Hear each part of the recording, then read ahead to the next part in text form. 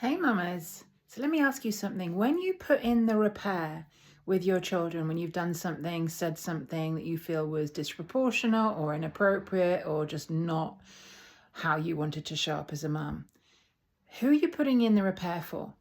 Are you doing it for you or are you doing it for your child? And I know the first answer is, oh, my child. Obviously, I'm making them feel that, it's not their fault, that I was angry and they didn't do anything that was that deserved the way that I reacted to them.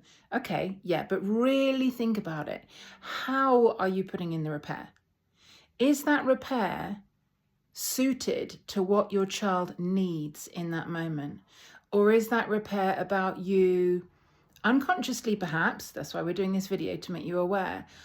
Is it maybe about you groveling, about you being vulnerable, raw, open, showing them your vulnerable underbelly, how sorry you are, how ashamed you are, how guilty you feel? Because if it's that, it's not necessarily serving your child. Let me tell you why you go into doing this. Because it's familiar. Because it reminds you of how your parents would make you feel when you did something bad, right? You were made to feel shame, guilt, like you were a failure, you got it wrong, you should have known better. This is a wound. You don't need to put this onto your child just because it makes you feel repentant. And that's what we feel we need to feel in order to be punished for what we did wrong, right? So it's really important to remember, who am I putting the repair in for and how am I doing that? All your child needs is I'm really sorry, that wasn't okay.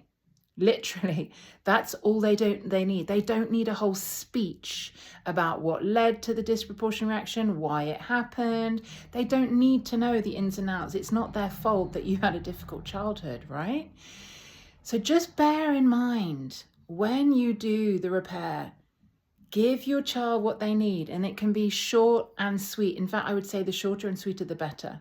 And I'm saying this from experience. I know, because I used to do the format. I used to go into all the detail until I realized that it was not having the effect that I needed. I was actually making it worse, because my child did not need to hear any of my, oh, I'm such a bad person. Obviously, I didn't say that, but that's what I was implying. I was implying, I am such a bad person. I am not worthy of being your mother. So short and sweet, that's all they need. If you need to get rid of your shame and guilt, great. Don't do it with your child. Do it in your journal. Journal it out and then inner parent yourself through that.